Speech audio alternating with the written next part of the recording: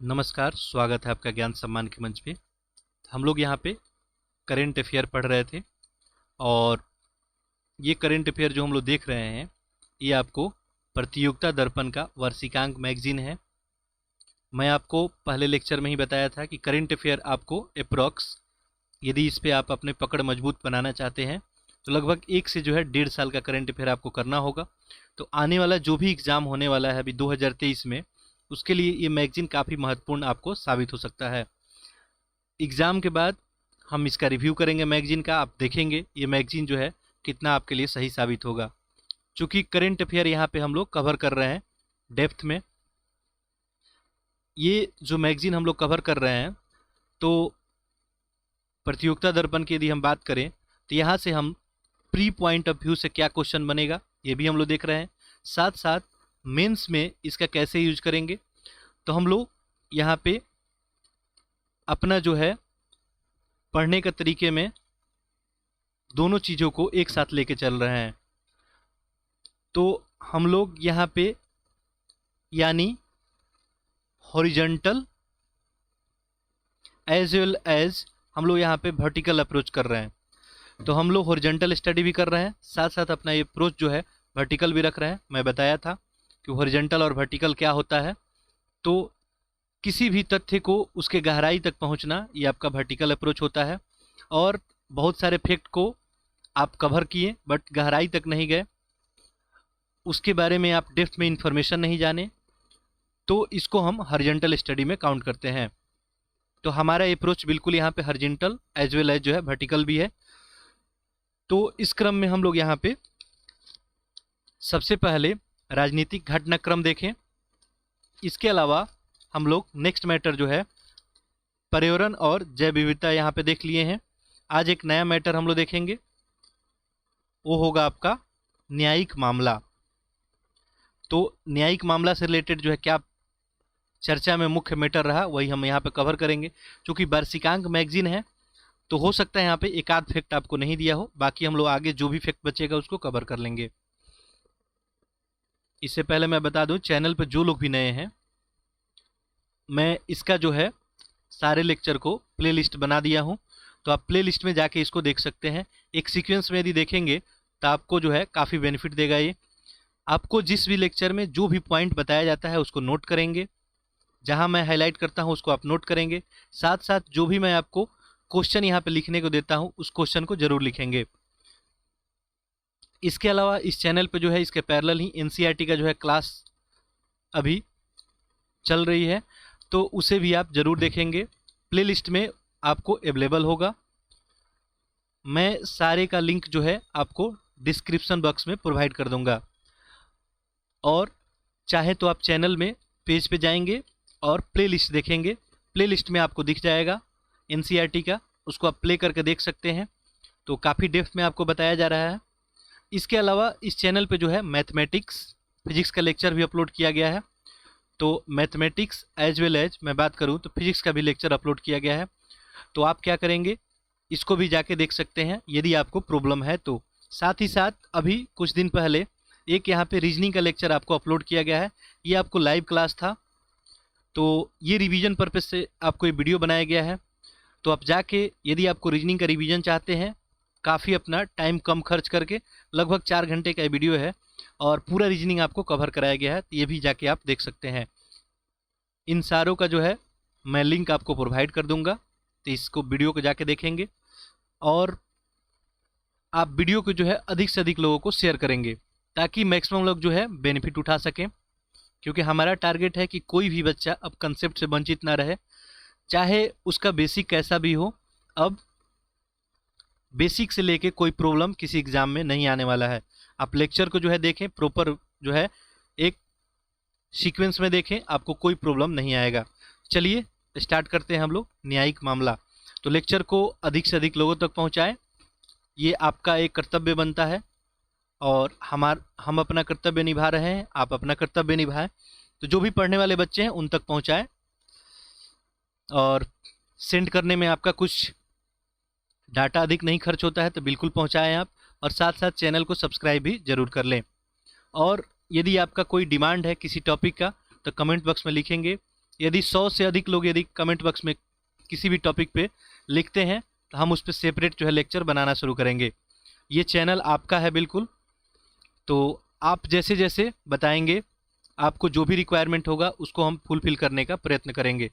चलिए तो देखते हैं हम लोग न्यायिक मामले। अब देखिए ये जो है आपको डाटा जो है करेंट अफेयर का नहीं है, ये स्टैटिक पर्सन है, ये राज्य व्यवस्था में हम लोग पढ़ते हैं जनरली इसको। तो न्यायिक मामले में यहाँ पे जो आपके सामने स्क्रीन पे जो लिस्ट दिख रहा है अभी, इसको ध्यान से देखेंगे तो एक तरफ आपका न्यायालय है, स्थान है, स्थापना का वर्ष है, न्याय क्षेत्र है और पीठ है। सबसे पहले आपके दिमाग में आना चाहिए ये प्रश्न कि ये पीठ क्या होता है। तो मैं बताया हूँ कि सारे टॉपिक पे आपको सेपरेट लेक्चर बनाया जाएगा, फिर भी इसको थोड़ा जान जाए कि कुछ न्यायालय ऐसे हैं जिसके एक पीठ भी है। पीठ जो है जैसे मान लीजिए कोई बड़ा राज्य हो गया, जैसे उत्तर प्रदेश की ही बात कर लेते हैं, तो उत्तर प्रदेश का जनसंख्या आप सभी को पता ही है कि अप्रॉक्स जो है 20 करोड़ के करीब जनसंख्या है उत्तर प्रदेश का।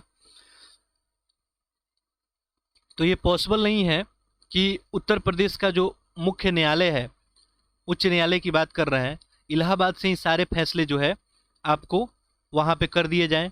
आपको पता है देश में कितने सारे जो है केस अभी पेंडिंग है, उसको लेके एक रिपोर्ट भी है, हम लोग देखेंगे। तो इसलिए किसी किसी स्टेट में ऐसी व्यवस्था की गई है कि एक से अधिक जो है, यानी मेन जो है इलाहाबाद है और इसका सब ब्रांच समझ ले लखनऊ में है, ऐसे ऐसी व्यवस्था की गई है। साथ ही साथ ये पीठ बनाने का उद्देश्य एक और है कि ज़रूरी नहीं कि सारे जो है स्टेट या यूटीज में एक उच्च न्यायालय हो, तो ऐसा व्यवस्था किया गया है। जैसे आप यहाँ पे देखेंगे कलकत्ता की बात करें तो कलकत्ता का जो है उच्च न्यायालय कलकत्ता में ही है, और इसके खंडपीठ की बात करें तो पोर्ट ब्लेयर में भी है। इसका मतलब ये हुआ कि कलकत्ता उच्च न्यायालय की ही कुछ न्यायाधीश की टीम जो है कुछ समय के लिए कहाँ जाएगी, पोर्ट ब्लेयर जाएगी और वहाँ के मामला को सुनवाई करेगी। क्लियर हो गया होगा। अब देखिए पोर्ट ब्लेयर के लोग यहाँ पे कलकत्ता नहीं आ सकते हैं, लेकिन ये आसान है कि कलकत्ता उच्च न्यायालय के कुछ जो है मेंबर यहाँ पे पहुँच जाएं। तो खंडपीठ हम उसे कहते हैं जिसमें आपके न्यायाधीश जो है, अब देखिए खंडपीठ बनाने का मैं बताया कि 2-4 रीजन यहाँ पे हो सकता है। एक यदि जनसंख्या ज़्यादा हो, दूसरा देखेंगे हम भौगोलिक स्थिति, ठीक है। अब देखिए न्यायालय बनाने में, एक सिस्टम बनाने में खर्च भी बहुत ज़्यादा लगता है, तो ज़रूरी नहीं है कि हर एक स्टेट में बनाया जाए, तो ये सब रीजन रहेगा। बाकी हम लोग राज्य व्यवस्था में बिल्कुल ही डिटेल से बात करेंगे, अभी के लिए आपको समझ में आ गया होगा। तो देखिए लिस्ट में दिया गया है पहला इलाहाबाद उच्च न्यायालय। इसका स्थापना हुआ था 17 मार्च 1866 को। उत्तर प्रदेश का न्याय क्षेत्र है ये, और इसका एक पीठ भी है, वो है लखनऊ पीठ। इसके अलावा देखिए यहाँ पे जहाँ भी पीठ है, खंडपीठ है, उसको आप जरूर याद रखेंगे, कभी कभी एग्जाम में डायरेक्टली यहाँ से क्वेश्चन पूछे जाते हैं। दूसरा है आपका मुंबई उच्च न्यायालय, 1862 में भी स्थापित हुआ था। महाराष्ट्र, गोवा, दादर नगर हवेली और दमन एंड दीव के मामले ये देखता है, यानी मुंबई उच्च न्यायालय आपको महाराष्ट्र के अलावा गोवा, दादर नगर हवेली और दमन एंड दीव के मामला को देखता है। इसके पीठ की बात करें तो एक नागपुर में है, एक पणजी में, एक औरंगाबाद में, ध्यान रखेंगे। तो मुंबई उच्च न्यायालय के आपको 3 खंडपीठ देखने को मिल रहा है, नागपुर, पणजी और औरंगाबाद। यानी यदि मैटर होगा कहीं औरंगाबाद का या पणजी का जो है, तो आपको पता ही है कि गोवा का राजधानी जो है पणजी है, तो वहाँ का कोई मैटर होगा तो मुंबई उच्च न्यायालय के ही कुछ न्यायाधीश वहाँ पे जाएंगे और वहाँ के फैसले को सुनेंगे। चलिए आगे बढ़ते हैं हम लोग। नेक्स्ट यहाँ पे आप देखेंगे तो ये आपको कलकत्ता उच्च न्यायालय, कलकत्ता में इसका मुख्य जो है उच्च न्यायालय है। पश्चिम बंगाल और अंडमान निकोबार के क्षेत्र को ये देखता है। पोर्ट ब्लेयर इसका एक और खंडपीठ है। छत्तीसगढ़ उच्च न्यायालय की बात करेंगे तो बिलासपुर, और इसका यहाँ पे देखेंगे तो कोई खंडपीठ नहीं है। इसके अलावा यदि हम बात करेंगे दिल्ली उच्च न्यायालय का, तो इसका भी कोई खंडपीठ नहीं है। गुवाहाटी उच्च न्यायालय, अब देखिए गुवाहाटी उच्च न्यायालय जो है इसका खंडपीठ है, कहाँ कहाँ है। देखिए गुवाहाटी उच्च न्यायालय कहाँ कहाँ के फैसले को सुनता है, तो अरुणाचल प्रदेश, असम, नागालैंड और मिजोरम। तो ये 4 जो है स्टेट, इनके फैसले को गुवाहाटी उच्च न्यायालय देखता है, और इसके लिए इसका खंडपीठ जो है कोहिमा, ईटानगर और आइजोल में है, ध्यान रखेंगे। तो गुवाहाटी उच्च न्यायालय के खंडपीठ कोहिमा, ईटानगर और आइजोल हैं। देखिए एग्जाम में कभी कभी आपके सामने ऐसे प्रश्न रहेंगे कि आप बताएं कि कोहिमा, ईटानगर और आइजोल का जो है, या डायरेक्ट आपको मैच करने के आ जाए, इलाहाबाद उच्च न्यायालय दे दे, लेफ्ट साइड में राइट में दे दे आपको पीठ और लखनऊ दिया रहे। दूसरा आपको दे दे गुवाहाटी उच्च न्यायालय और राइट साइड में पीठ में दिया रहे आपको कोहिमा। मैच करना है कि निम्नांकित में इनको मैच कीजिए, कौन सही है कौन गलत है। तो ऐसे ऐसे प्रश्न पूछे जाते हैं, तो इसको रेडी रखेंगे। चलिए आगे देखते हैं। आगे यहाँ पे आपके लिए है गुजरात उच्च न्यायालय, इसका कोई खंडपीठ नहीं है, अहमदाबाद में है ये। हिमाचल प्रदेश उच्च न्यायालय की बात करें तो ये शिमला में है, कोई खंडपीठ इसका नहीं है। जम्मू और कश्मीर उच्च न्यायालय की बात करें तो श्रीनगर में है। नेक्स्ट देखें, ये जम्मू कश्मीर और लद्दाख के मैटर को देखता है। झारखंड की बात करें तो रांची में है और इसका भी कोई खंडपीठ नहीं है। कर्नाटक उच्च न्यायालय की बात करेंगे तो कर्नाटक है और इसका खंडपीठ धारवाड़ और गुलबर्गा है, तो कर्नाटक का भी खंडपीठ है, ध्यान देंगे। केरल की बात करेंगे तो कोची में इसका उच्च न्यायालय है और केरल और लक्षद्वीप के मामले को देखता है। इसके अलावा देखेंगे तो मध्य प्रदेश की बात करें तो मध्य प्रदेश का जो आपका हाई कोर्ट है वो जबलपुर में है और इसके खंडपीठ की बात करें तो आप ध्यान देंगे तो ये ग्वालियर इंदौर में है। तो मध्य प्रदेश में जो है इसका मुख्य बेंच की बात करें तो ये है आपका जबलपुर में और ग्वालियर और इंदौर में इसका खंडपीठ है। इसके अलावा उड़ीसा की बात करेंगे तो उड़ीसा, इसका कोई खंडपीठ नहीं है। पटना उच्च न्यायालय, पटना में, बिहार का कोई खंडपीठ नहीं है। पंजाब और हरियाणा उच्च न्यायालय की बात करें तो ये पंजाब और हरियाणा के मैटर को देखता है, साथ साथ चंडीगढ़, कोई इसका खंडपीठ नहीं है। राजस्थान उच्च न्यायालय की बात करेंगे, जोधपुर में है और इसका एक खंडपीठ है जयपुर, ठीक है, तो राजस्थान का एक खंडपीठ है जयपुर। इसके अलावा हम देखेंगे अगला है, आपको ध्यान देंगे, ये स्टैटिक टॉपिक है बिल्कुल। सिक्किम उच्च न्यायालय जो है आपको गंगटोक और इसका कोई खंडपीठ नहीं है। उत्तराखंड उच्च न्यायालय की बात करें नैनीताल, मणिपुर इम्फाल, मेघालय शिलोंग, त्रिपुरा जो है अगरतला, आंध्र प्रदेश अमरावती और तेलंगाना हैदराबाद, तो इनका कोई खंडपीठ नहीं है। तो यहाँ पे खंडपीठ वाला ध्यान में रखेंगे कि आपको राजस्थान उच्च न्यायालय का खंडपीठ है, साथ साथ जो है आपको मद्रास, आप ध्यान देंगे तो मद्रास मध्य प्रदेश, इसके अलावा आप ध्यान देंगे तो कर्नाटक, इसके अलावा जो है गुवाहाटी उच्च न्यायालय और इलाहाबाद, मुंबई और कलकत्ता उच्च न्यायालय का खंडपीठ है। चलिए, तो ये तो खंडपीठ की बात हो गई। अब नेक्स्ट देखते हैं ये चर्चा में आखिर क्यों है। अभी देखिए तो ध्यान देंगे, देश में इतने उच्च न्यायालय और खंडपीठ होने के बावजूद भी अगर ध्यान देंगे तो विभिन्न न्यायालयों का टोटल जो है मामला यहाँ पे 4.70 करोड़ से अधिक जो है मामला लंबित है, यानी 4,70,00,000 से मामला अधिक जो है लंबित है। आप देख सकते हैं। तो अब आपके दिमाग में प्रश्न आ रहा होगा, क्या और खंडपीठ बनाने की ज़रूरत है, ठीक है, क्या और न्यायालय बनाने की ज़रूरत है या इसके प्रक्रिया को सुधारने की ज़रूरत है। तो देखिए आखिर ऐसा क्यों है। विभिन्न कारणों से जो है न्यायिक प्रक्रिया में शिथिलता के चलते न्यायालयों में लंबित मामलों की संख्या वृद्धि की सिलसिला अभी भी जारी है।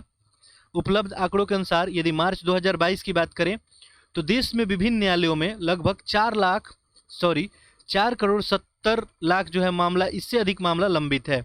ये आपको रिपोर्ट है कब की, मार्च 2022 की। इनमें सर्वोच्च न्यायालय में से देखेंगे, केवल सर्वोच्च न्यायालय में, यानी आपको सुप्रीम कोर्ट की बात की जा रही है, तो इसमें जो है आपको 70,154 मामले लंबित है। इसके अलावा बात करें तो 25 उच्च न्यायालयों में लंबित मामलों की संख्या जो है ध्यान देंगे तो ये आपको है 58.94 लाख, ये उच्च न्यायालय का मामला है। तो देखिए उच्च न्यायालय में आपको, यानी बात हो रही है हाई कोर्ट की, तो हाई कोर्ट में कितना है, तो हाई कोर्ट में है आपको 58.94 लाख मामला, जबकि सुप्रीम कोर्ट में कितने लंबित मामला है, तो इसमें है 70,154 मामला। आप दोनों को ऐड करेंगे। इसके अलावा देखें तो इनमें से ये जो 58 लाख है, इनमें से 16.39 लाख जो है क्रिमिनल केस है और 42 लाख जो है सिविल केस है। अब देखिए मामला भी दो तरह का होता है, क्रिमिनल और एक सिविल केस, ठीक है। तो क्रिमिनल मामला जो है, जो आपराधिक मामला होता है उसको क्रिमिनल में रखते हैं। सिविल मामला यानी घर परिवार का जो भी मैटर होता है, जमीन को लेकर कोई विवाद हो गया, सिंपल सा मैटर, तो उसे सिविल मामला में रखते हैं। चलिए, इन आंकड़ों के अनुसार जिला और अधीनस्थ न्यायालयों में लंबित मामलों की संख्या जो है, अगर जिला और अधीनस्थ न्यायालय की बात करें सब मिला जुला कर मार्च 2022 में ये टोटल 4 करोड़ जो है देखेंगे तो ये जिला की बात हो रही है, तो जिला में देखेंगे 4 करोड़ 10 लाख से अधिक मामले हैं। इनमें से 1.08 करोड़ सिविल मामले हैं, जबकि लगभग 3 करोड़ क्रिमिनल मामले हैं।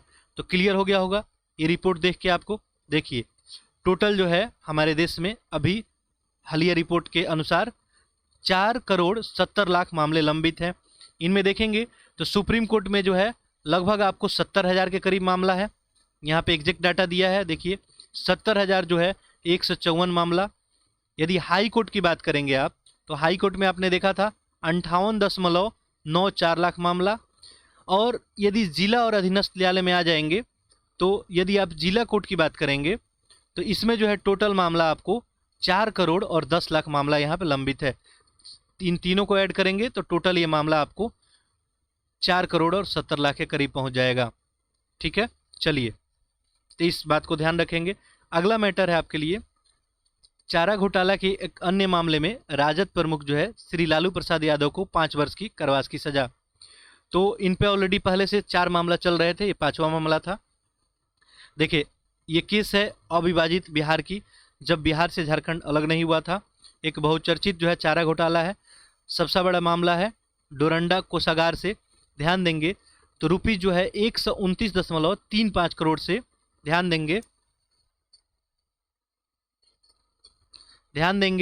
तो यहाँ पे जो है आपको टोटल 139.35 करोड़ की अवैध निकासी की गई थी। तो ये मामला है घोटाले का, जहाँ 139.35 लाख करोड़ की अवैध निकासी की गई थी। और इसी मामले में जो है राष्ट्रीय जनता दल के सुप्रीमो लालू प्रसाद यादव को 5 वर्ष तक सश्रम कारावास की सजा सुनाई गई थी।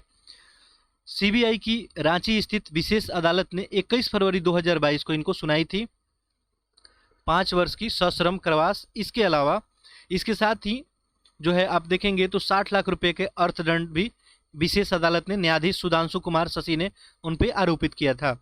इस मामले में श्री लालू प्रसाद यादव सहित कुल 40 अभियुक्त थे। इनको 3 से 5 वर्ष का सश्रम कारावास सजाए तथा विशेष अदालतों ने 21 फरवरी को सुनाई न्यायालयों की यह कार्रवाई वीडियो कॉन्फ्रेंसिंग के जरिए संपन्न की गई। तो विशेष अदालत के इस फैसले के विरुद्ध उच्च न्यायालय में अपील करने की बात श्री यादव ने अधिवक्ता ने की थी। वैसे भी सजा की आधी अवधि वे जेल में बिता चुके हैं, इस आधार पे वे जमानत पे हैं। तो ये मामला था आपको डोरंडा कोषागार का, ये मामला श्री लालू प्रसाद यादव के विरुद्ध में जो है झारखंड में चारा घोटाला का ये 5वां और अंतिम मामला था। इसके पूर्व 4 मामले ऑलरेडी जो है सुनाए जा चुके हैं।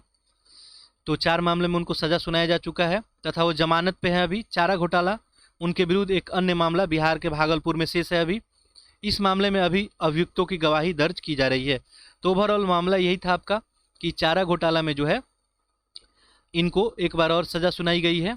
ठीक है, तो ऑलरेडी यहाँ पे आप देखेंगे तो ये देखेंगे तो जेल में इनकी आधी अवधि कट गई है। तब 5 वर्ष को जो सज़ा सुनाए, आपको ये बात पता होना चाहिए कि किसी एक अपराध के लिए जो है कोर्ट जो है किसी भी एक अपराध के लिए बार बार सज़ा नहीं सुना सकती है। एक अपराध के लिए आपको एक ही सज़ा सुनाना है, एक ही बार। तो जैसे 5 वर्ष वो सज़ा उनको पहले सुनाया गया था, तो उसमें 2.5 वर्ष मान लीजिए वो झेल लिए हैं, तब उनको टोटल 2.5 वर्ष ही और यहाँ पे रहना पड़ेगा यदि उनके पक्ष में ये मामला नहीं जाता है। तो उनके वकील ने जो है चुनौती दी है, बाकी देखते हैं, बस इतना ध्यान रखेंगे। चलिए, तो ये न्यायिक मामले से ये 3 मामले था। ठीक है, ये छोटे छोटे जो है आपके लिए कुछ इसमें बातें थी। बाकी हम लोग अब नेक्स्ट लेक्चर में देखेंगे। नेक्स्ट जो है नया आपके लिए मामला है सैन्य बलों और संबंधित मामले। तो अगले लेक्चर में हम लोग इसको देखेंगे, सैन्य से रिलेटेड क्या क्या मामला है अभी जो चर्चा में रहा था। ठीक है, तो इस लेक्चर में हम लोग इतना ही रखेंगे। बाकी लेक्चर को आप अधिक से अधिक लोगों में शेयर करें और जो भी आपका फीडबैक हो कमेंट में ज़रूर लिखें। क्वेश्चन जब भी मैं देता हूँ उसे ज़रूर लिखेंगे। चलिए, आप सभी का बहुत बहुत धन्यवाद।